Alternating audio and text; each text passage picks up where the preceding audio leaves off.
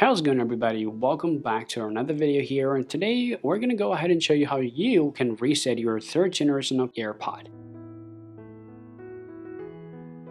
Now, let's say you just grab your AirPod and it's not working well as you might expected. Now, let's say it just keep disconnecting, or maybe you're running through some other issue. You cannot use the full potential of your AirPod third generation. Therefore, you might need to know how you can reset it to solve all the problem that you might have right now.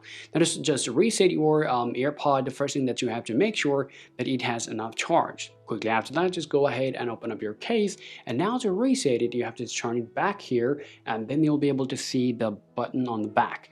Now all you gotta do, you need to press that button for about 10 seconds and more unless you see the color changes. So I'm just gonna go ahead and press and hold it 1 2 3, just like that. Keep it holding unless you see the color changes with orange or red color.